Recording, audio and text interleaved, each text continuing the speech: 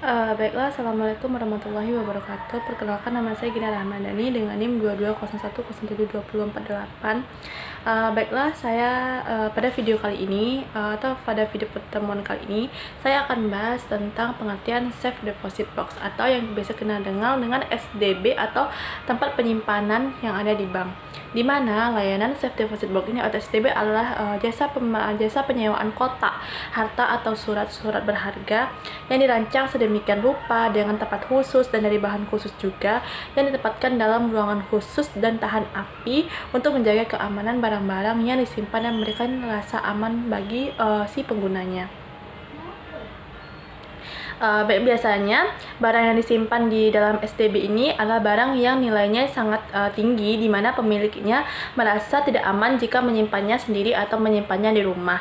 Nah, pada umumnya biaya asuransi barang yang disimpan di SDB ini relatif lebih murah, tapi tergantung kepada setiap bank atau setiap tempat-tempat untuk penyimpanan. Nah, adapun keuntungan dari Safe Deposit Box, yang pertama itu rasa aman bagi si penyimpan atau bagi si nasabahnya. Fleksibel dan tersedia beberapa ukuran yang ingin kita miliki dan ingin kita sewa. Berikutnya yaitu ada mudah, di mana persyaratan untuk melakukan safe deposit ini sangat mudah sekali. Mungkin ada data diri, mungkin harus kita serahkan, dan juga data-data pribadi. Nah, berikutnya yaitu ada mekanisme atau prosedur transaksi Safe Deposit Box. Yang pertama yaitu via ATM, di mana via ATM ini kita melakukan transfer melalui mesin ATM yang tersedia di berbagai tempat atau tempat-tempat yang pernah kita temui. Nah, proses awalnya hanya memasukkan ATM, kemudian mengisikan kode PIN atau kode sandi dari ATM kita, dan selanjutnya prosedur untuk transfer akan tertera pada layar ATM. Berikutnya itu via mobile banking, di mana via mobile banking ini dengan via ATM, namun transfer via mobile banking ini adalah perkembangan dari layanan ATM, yaitu nasabah dapat melakukan proses transfer melalui telepon genggam atau Androidnya masing-masing, seperti mobile banking atau lain sebagainya. Yang berikutnya itu via internet banking, di mana via internet banking ini transfer via internet banking bukan menggunakan telepon genggam, namun menggunakan internet untuk mengaksesnya. Prosedurnya sama seperti transfer via mobile banking, yaitu nasabah harus registrasi awal dari mesin ATM. Yang berikutnya itu ada transfer via setor tunai, di mana mungkin ini melalui account atau sebuah bank, kita pergi ke bank dan transfer tetap bisa dilakukan, yaitu dengan langsung datang ke bank, kita ke teller, kemudian mengisi form-form atau mengisi data-data diri yang ada di teller. Nah, untuk biaya penyewaan atau biaya Safe Deposit Box ini tergantung pada tiap-tiap bank. Biasanya biayanya itu tahunan. Nah, besarnya itu diukur sesuai SDB atau Safe Deposit Box yang telah kita pilih. Berikutnya itu biaya jaminan kunci. Biasanya biaya jaminan kunci ini sekitar 10% untuk tiap tahunnya. Nah, selesai dari SDB tadi atau Safe Deposit Box, kita akan lanjut ke layanan Letter of Credit atau LC atau Letter of Credit, di mana Letter of Credit ini adalah teknik pembayaran perdagangan internasional yang bertujuan agar eksportir memperoleh langsung uang pembayarannya dari importir tanpa menunggu konfirmasi negara pengimpor. Dalam hal ini, Letter of Credit adalah pembayaran yang diterima ketika barang dan berkas dokumen telah dikirim ke pemesan atau pengimpornya. Apa saja dari isi layanan Letter of Credit ini atau LC ini?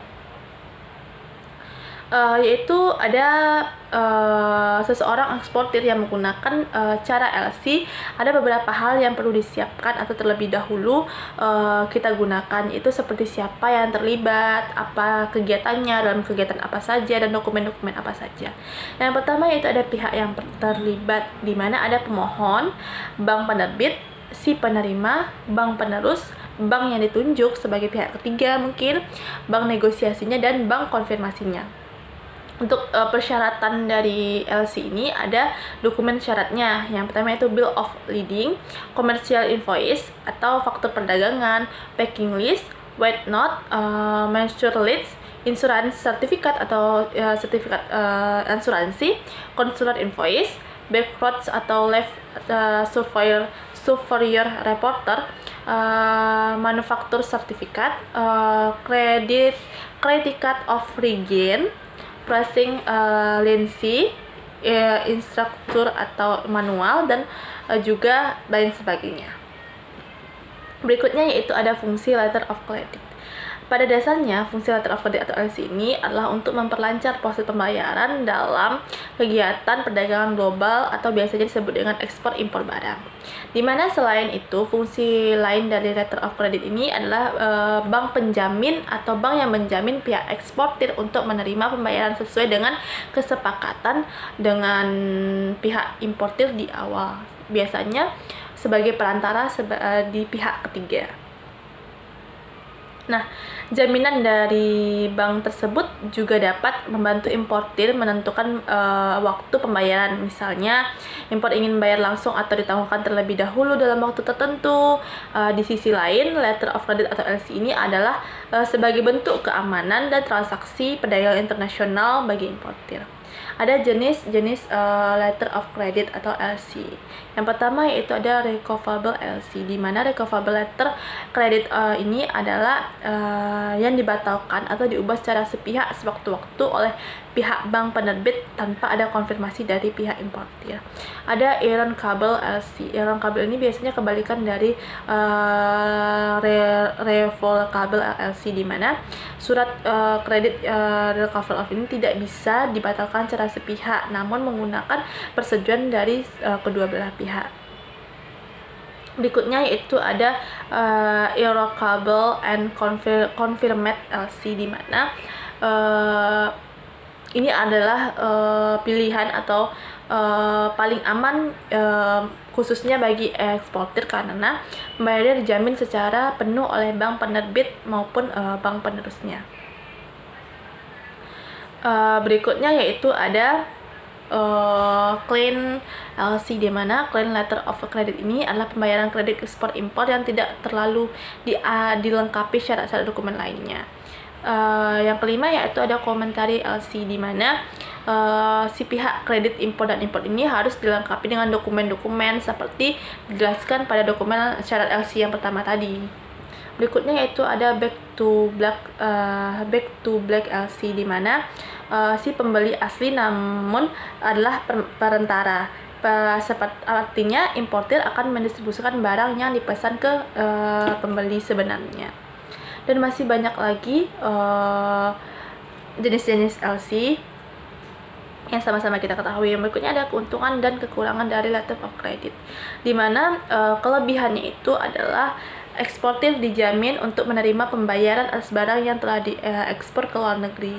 Importir juga dijamin barangnya akan diimpor dan diterima oleh si pihak eksportir. Pembayaran yang dilakukan oleh importir tentu saja diserahkan kepada eksportir sesuai dengan syarat kesepakatan dalam letter of credit. Terdapat pilihan pembayaran kredit dari bank bagi eksportir dan importir. Berikutnya yaitu ada kekurangannya. Pihak importir wajib menanggung hanya biaya tambahan di luar harga barang yang diimpor, membutuhkan waktu yang lebih panjang untuk mengurus dokumen persyaratan. Nah, untuk mekanisme letter of credit ini biasanya itu terdapat mekanisme yang cukup panjang jika si orang importir ingin mengajukan surat kredit untuk membayar barang-barang yang ada di luar negeri atau dibeli dari luar negeri. Pertama yaitu ada ekspor atau importir harus melakukan kesepakatan kegiatan transaksi dengan bukti pembuatan kontrak jual beli. Importir mengajukan LC ke bank, kemudian bank tersebut akan menerbitkan LC yang dilakukan. Bank penerbit akan menyampaikan LC tersebut kepada bank penerus dibarengi atau disertai dengan dokumen-dokumen persyaratan. Bank penerus akan menyerahkan LC kepada pihak eksportir. Nah, lalu si pihak eksportir biasanya mulai mengirimkan barang yang dipesan kepada importir dan diperolehi bukti pengiriman. Nah, bukti pengiriman ini diserahkan kembali ke bank penerus agar eksportir bisa menerima pembayarannya. Nah, bank penerus akan membayarkan kepada eksportir apabila dokumen telah valid atau telah divalidasi semuanya sesuai dengan persyaratan. Setelah pembayaran selesai, bank penerus akan menyerahkan bukti pembayaran kepada bank penerbit LC, sehingga bank penerus akan menerima dana pengganti sebagai sebesar yang telah dibayarkan kepada eksportir.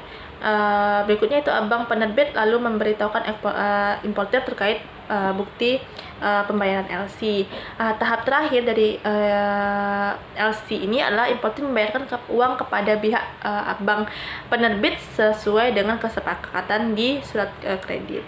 Baiklah, sekian video dari saya. Saya akhiri dengan assalamualaikum warahmatullahi wabarakatuh.